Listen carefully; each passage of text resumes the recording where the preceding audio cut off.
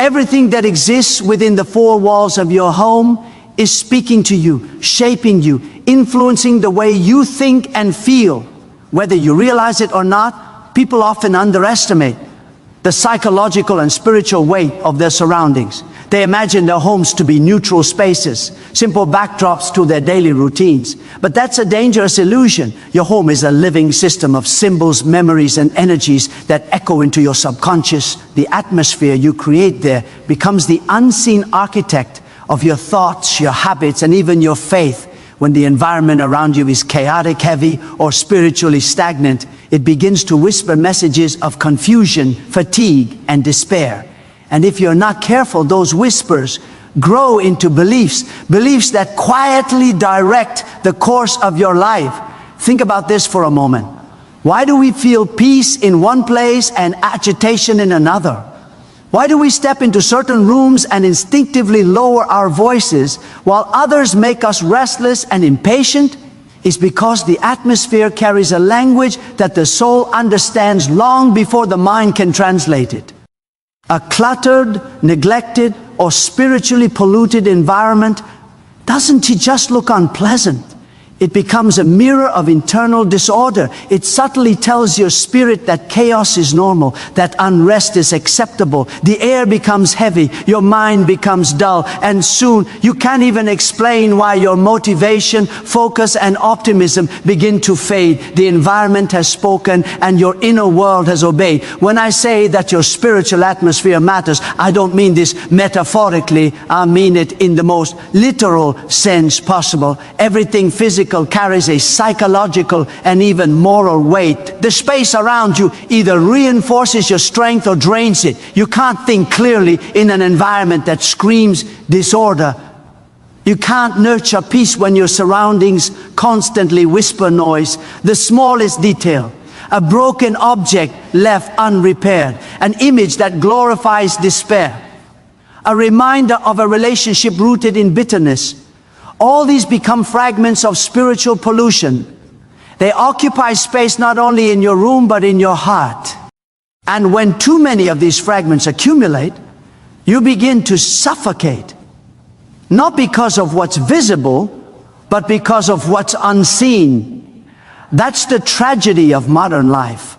People carry more things than they can emotionally manage. They cling to symbols that belong to pain and still expect to experience peace. But peace doesn't coexist with clutter. Spiritual clarity cannot dwell among objects that carry the vibration of conflict, resentment, or decay. You can tell a lot about a person's state of being by walking through their home. The corners they ignore often reveal the truths they avoid. The things they hoard often reveal the fears they haven't yet faced. A house full of unresolved energy becomes a reflection of a life full of unfinished emotional business. So, when I talk about removing objects that invite darkness, I'm not suggesting superstition. I'm inviting you into awareness. Because every object is a teacher. Every image, every relic, every keepsake, it holds a story. The question is, does that story lift you or weigh you down? Does it invite light or deepen shadow? You must learn to listen to your environment the way you listen to your conscience. It will tell you when something no longer belongs. It will tell you when an object is not simply clutter, but a carrier of the past that refuses to let you move forward. Now we come to the second key point, unseen energies in everyday items. It's a strange concept for modern minds, because we've been trained to think of matter as lifeless, as neutral, as separate from the spirit. But that belief has cost us a deep understanding of how reality truly functions. Everything that is made bears the imprint of intention. Every object is the product of a thought, a design, an emotional impulse. When something is created in anger, fear, greed, or vanity, that vibration becomes embedded in it. When it's used or owned in an atmosphere of suffering, the object absorbs that atmosphere. Energy does not disappear.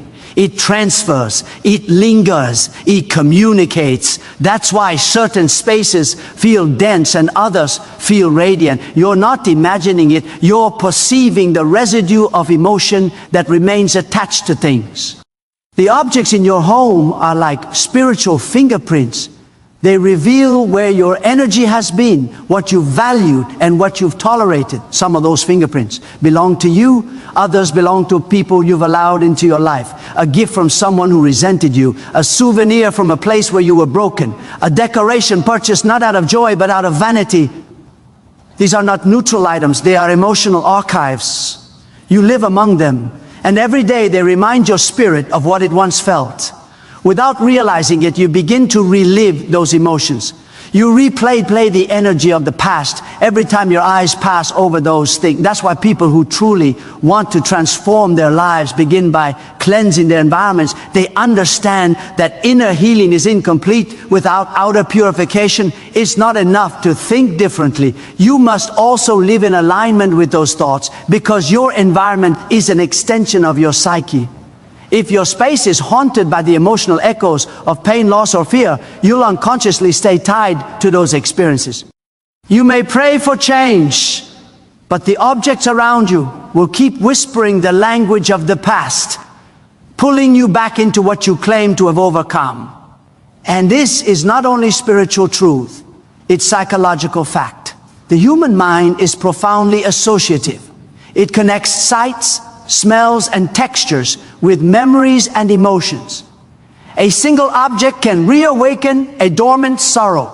A single image can resurrect an old temptation. You might not consciously recall the story, but your subconscious does. So, when we say certain objects invite darkness, what we really mean is that they reopen the doors you once struggled to close. They reactivate the emotional atmosphere that once broke your peace. And until those objects are removed, your spirit will continue to live among ghosts. It never chose to host. The process of purification then is not about fear, it's about authority. It's about reclaiming dominion over the spiritual environment that shapes your mind and heart. You have to decide what kind of atmosphere you will live under. You have to become the guardian of your own sacred space. Because your home is more than a shelter, it's a reflection of your identity. It reveals whether you are living consciously or passively, whether you've curated your space with intention or surrendered it to randomness. Every choice you make within that space either strengthens your inner order or erodes it. So look closely, observe the objects that fill your shelves, the images that hang on your walls, the symbols that occupy your tables. Each one is either empowering or draining you. Each one is either a source of light or a seed of confusion. Don't underestimate their power.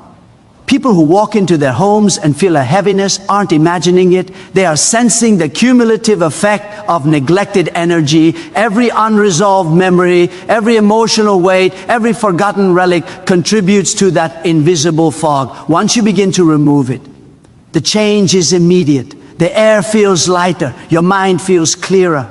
Your emotions become steadier. You begin to think differently because the atmosphere no longer contradicts your peace. You've restored alignment between your inner and outer worlds. That's the first step toward transforming not just your home, but your destiny. Because what surrounds you eventually lives within you. And what lives within you becomes the quality of your life. There is a law that governs every exchange in the spiritual and psychological realm. What you hold holds you. What you keep in your life, consciously or unconsciously, is never neutral. It's either feeding your growth or draining your energy. This is the law of spiritual exchange. And it operates whether you acknowledge it or not.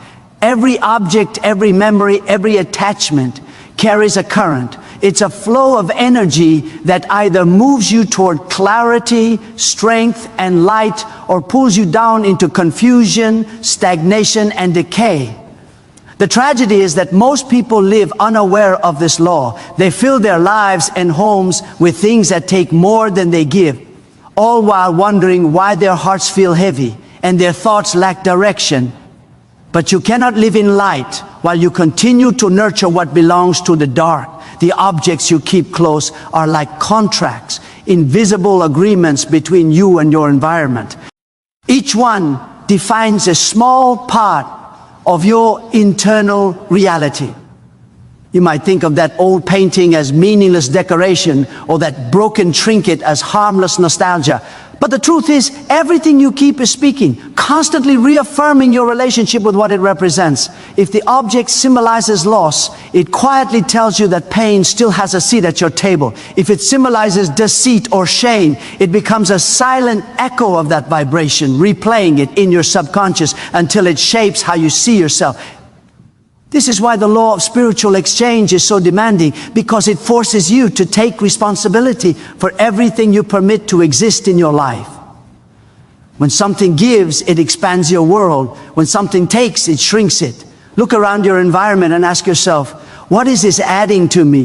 What is it teaching, inspiring, reminding me of? And what is it taking? The difference between light and darkness often lies in what you allow to stay within reach. Every photograph, every object, every symbol should align with your current truth, not the broken fragments of who you used to be. People cling to old symbols because they fear what it means to let go.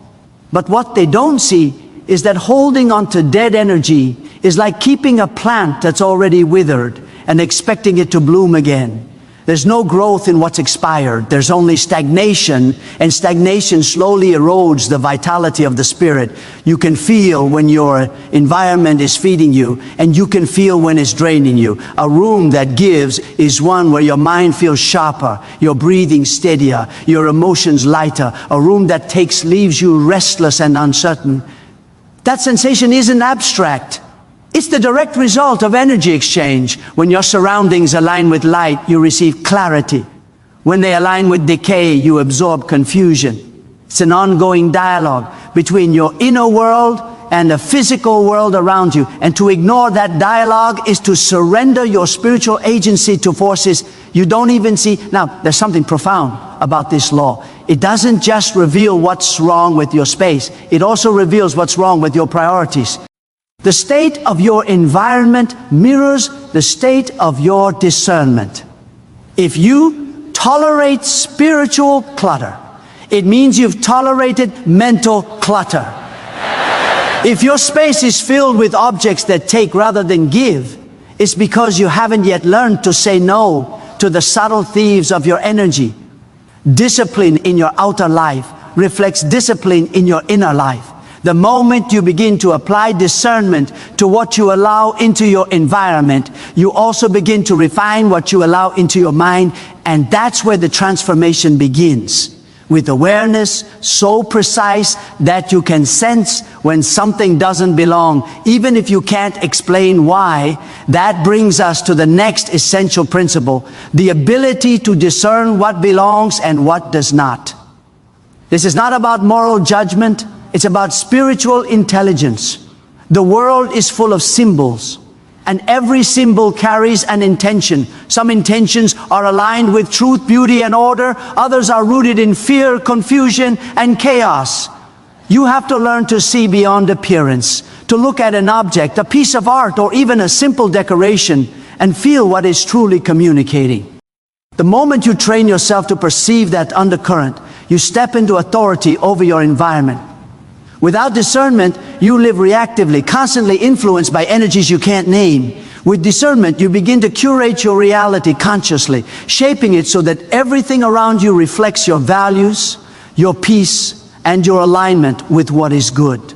Discernment begins in silence. You can't recognize what belongs when your life is full of noise. You have to be still long enough to feel the subtle difference between comfort and confusion, between what strengthens your spirit and what weakens it. People lose their sense of discernment when they become too busy, too distracted, too comfortable with disorder. They stop noticing the signals that something feels off, but your spirit knows. You've felt it before. That quiet unease when you step into a place that feels wrong, or the sudden calm that washes over you when you enter a space filled with light and order.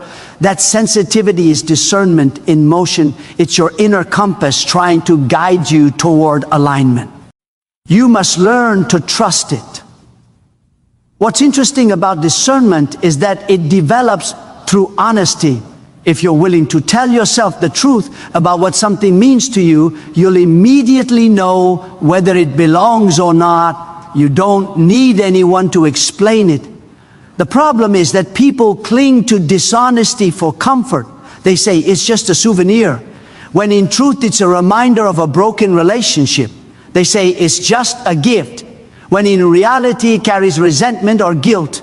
The more you lie to yourself about the meaning of what you keep, the more disconnected you become from your own spiritual authority. But the moment you face those truths, you regain clarity. You can finally see your environment as it truly is, not as a collection of objects, but as a map of your own consciousness. Discernment is not only about identifying what invites darkness, but also about recognizing what nurtures light. When you begin to remove what doesn't belong, you make room for what does. Peace, order, creativity, and faith. These things don't thrive in clutter. They need space. They need intention. A mind that's overwhelmed can't hear divine wisdom, just as a room that's overcrowded can't breathe. When you discern correctly, you begin to create an atmosphere that reflects spiritual coherence, a space that supports who you are becoming, not who you were.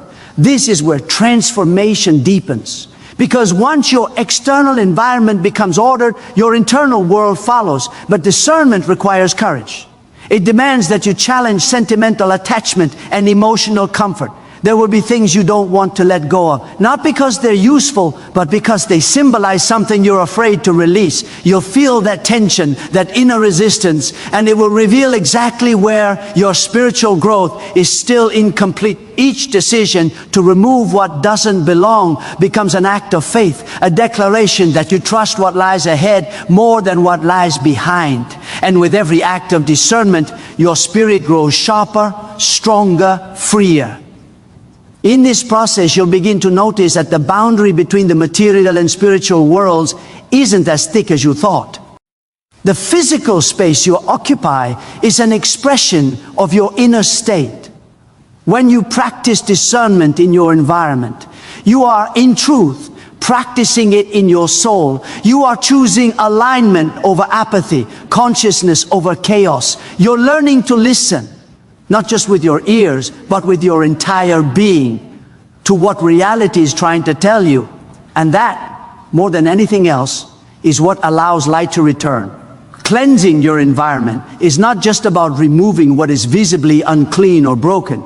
It's about engaging in a deeply symbolic act of renewal.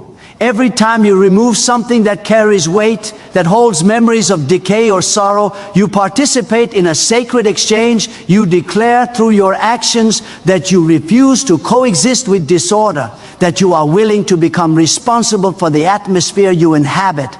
It's an act of moral and spiritual courage, because cleansing in its truest form isn't simply about tidiness. It's about transformation. It's about confronting the unseen layers of yourself that have grown comfortable with heaviness. It's about saying, I will no longer be a passive participant in my own stagnation. The moment you decide to cleanse, something subtle yet powerful begins to shift. You start to see the world differently. What you once tolerated begins to bother you.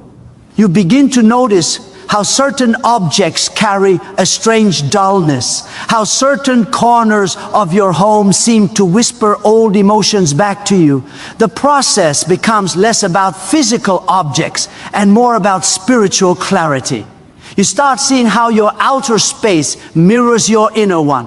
When you let go of things that represent grief, fear, or failure, you aren't just cleaning your environment, you are reprogramming your identity. You're dismantling the psychological structures that kept you bound to the past. It's remarkable how physical action affects the spirit. When you sweep, wash, or remove something heavy from your environment, your body participates in a ritual of release. The act itself becomes symbolic, as though your movements communicate directly with your subconscious, telling it that the time of heaviness is over.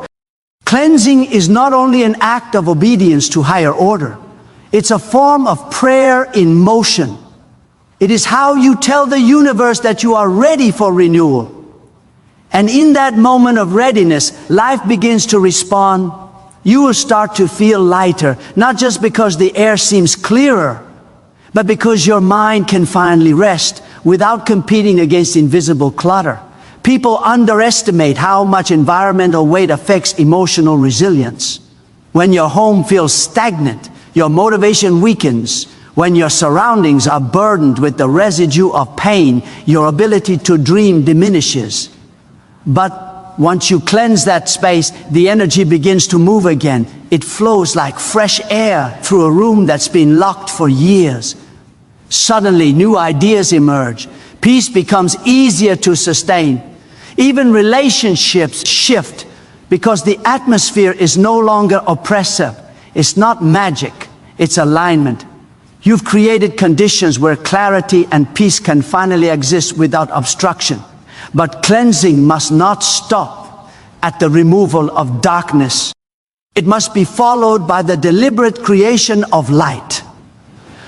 Once you make space, you must fill it with intention. Light is not the absence of darkness. It's the presence of order, wisdom, and meaning. When you clear the physical and spiritual debris from your home, you have to replace it with symbols and actions that reflect your highest values. That's how you build a house of light.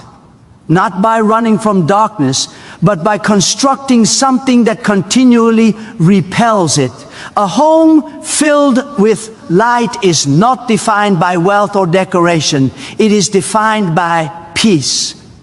It's a place where every object, every sound, every scent speaks harmony to your soul. Building a house of light means designing an environment that constantly reminds you of who you aspire to be. The walls, the art, the objects, they become silent teachers, reinforcing the order you wish to live by. A home that radiates light nurtures discipline because everything in it serves a purpose. It's a reflection of intentional living. The act of surrounding yourself with symbols of truth, hope, and gratitude strengthens your mind's focus. When your physical space aligns with your values, temptation loses its foothold. You no longer feel pulled in conflicting directions. Your home becomes your ally, not your adversary. The difference between a chaotic home and a house of light is the difference between reacting to life and consciously creating it. In chaos, you are constantly managing crises, searching for misplaced things, battling noise, feeling drained by disorder. But in light, you function from a place of strength. You wake up and sense clarity in the air, as though the walls themselves encourage you to stay steady. That stability seeps into your work, your relationships, and your spiritual life.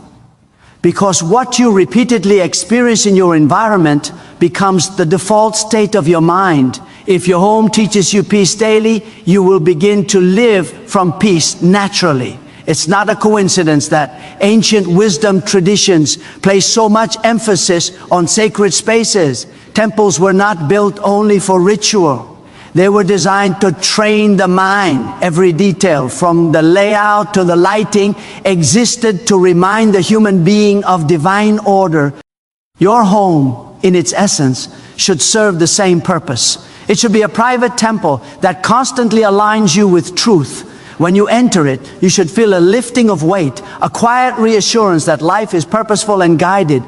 A house of light doesn't mean you will never face storms, but it ensures that you have a place where your soul can recover from them. Building such a home requires humility. It asks that you continually assess what your space is communicating. It demands that you listen, really listen to what your home says about your habits and your heart. Are you keeping things you no longer need out of guilt or fear? Are there symbols that glorify vanity or despair rather than meaning and hope? Are you surrounding yourself with reminders of failure instead of lessons of growth? These questions might feel uncomfortable, but discomfort is the beginning of wisdom. You can't build light without first recognizing the shadows. The beauty of creating a home of light is that it begins to reflect outward. The people who enter it will feel something different. A kind of stillness that modern life rarely offers. They may not know why, but they'll sense it. The atmosphere itself becomes a teacher. Children raised in such homes grow up with a natural respect for order and beauty. Guests find rest rather than tension. And you, the guardian of that light, find strength to face the chaos of the outside world without letting it invade your spirit. In this way, the home becomes more than a dwelling. it becomes a living metaphor for the soul. A house filled with light is a declaration that you've chosen clarity over confusion, structure over chaos, reverence over neglect, and that choice reshapes you from the inside out. You become more aware of your surroundings, more attentive to details, more responsible for the energy you project. You realize that peace isn't something that randomly arrives. It's something you cultivate, moment by moment, through the decisions you make about what to allow, what to protect, and what to release. Every object you keep after cleansing becomes part of a covenant between you and light itself. You are saying, through every carefully chosen thing, this is who I am, this is what I value, this is the kind of life I want to reflect. And that alignment begins to heal not only your home, but your entire existence. Because the light you invite into your home does not stay within walls. It begins to inhabit your mind, your words, your work, and your relationships. It becomes the atmosphere you carry wherever you go. And the world around you begins to notice the difference.